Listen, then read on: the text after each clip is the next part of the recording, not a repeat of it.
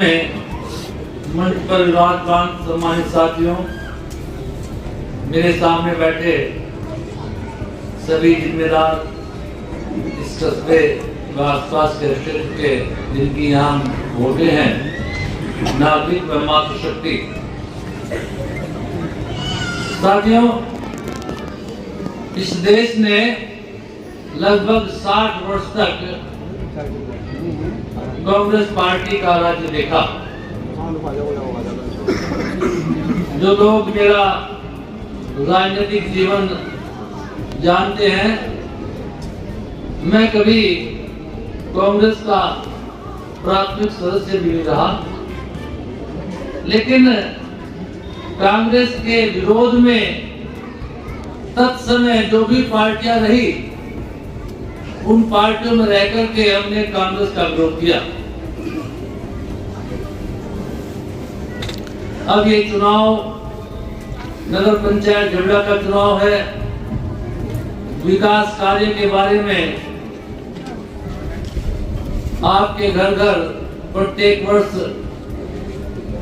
पिछले बोर्ड द्वारा अपने कार्यों का पूरा चिट्ठा भेजा है।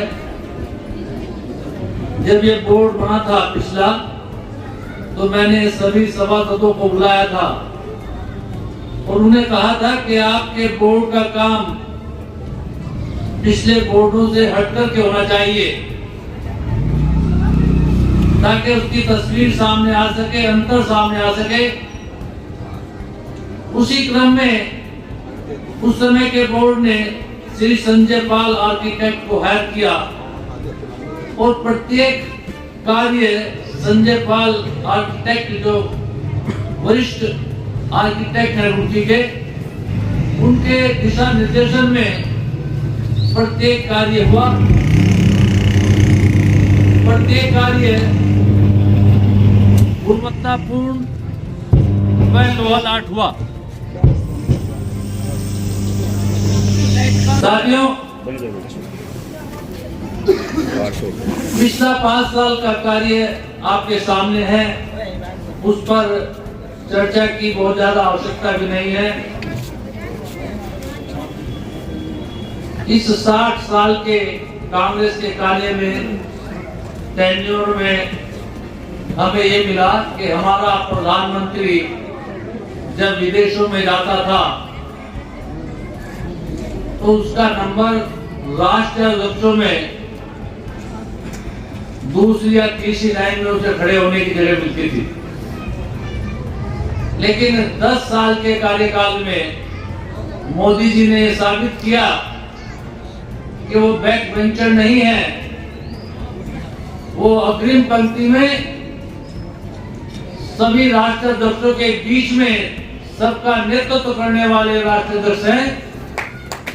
और आज उन्हें भारत का नेता नहीं, बल्कि ग्लोबल लीडर, दुनिया का नेता पूरा संसार मानता है। वो एक ऐसी शख्सियत है जो परस्पर विरोधी धाराओं में दोनों को साथ लेकर के चल सकते हैं। देश उनको सम्मान ऊपर आमंत्रित करते हैं।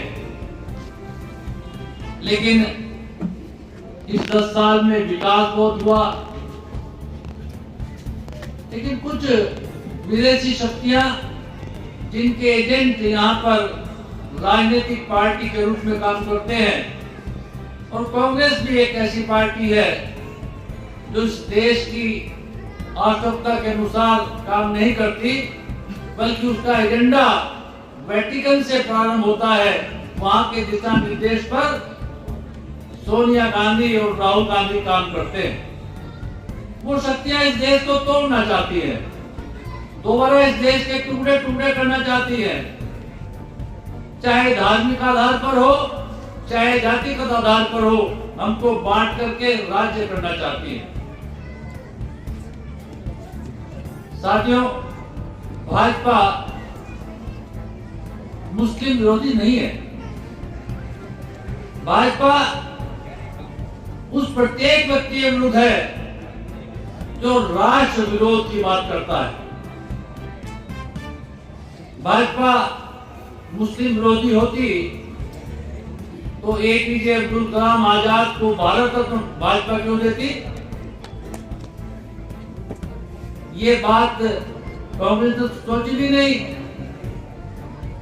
क्योंकि भाजपा मानती है कि एपीजे अब्दुल कलाम वो एक राष्ट्रभक्त थे, इसलिए उसको भारत रत्न से नवाजा गया।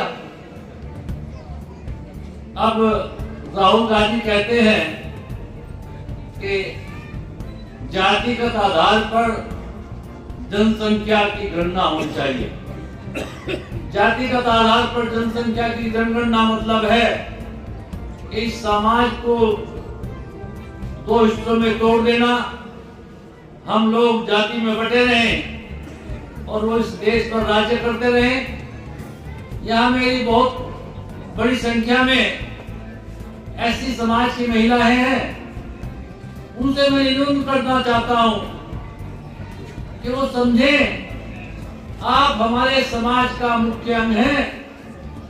हम आपके साथ रोटी बेटी का संबंध स्थापित करना चाहते हैं। ये लोग जो आपको बदला रहे हैं, आपको उनसे सावधान रह करके हमारे साथ जुड़ना है।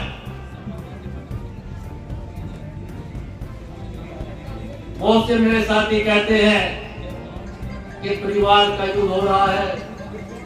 परिवार का युद्ध नहीं हो रहा। परिवार का युद्ध तो संपत्ति के बंटवारे पे होता है। हमारा कोई संपत्ति का बंटवारा नहीं है। एक वैचारिक लड़ाई है। जब वैचारिक लड़ाई होती है तो अपने विचार के साथ आदमी चलता है। अभी पिछले दिनों आपने देखा एक अपवित्र समझौता इस कस्बे में हुआ।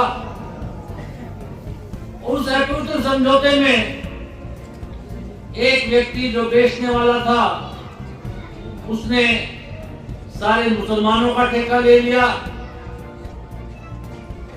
और एक व्यक्ति जो खरीदार था, उसने 5 साल की योजना के ऊपर इस झगड़े को बेचने का ठेका दे दिया। तो आज हमें अपने मुस्तकबिल को, अपने भविष्य को देखना है कि हम किस चौराहे पर खड़े हैं। आगामी संकट हमारे सामने है। ये वैचारिक लड़ाई क्या है? ये वैचारिक लड़ाई ये है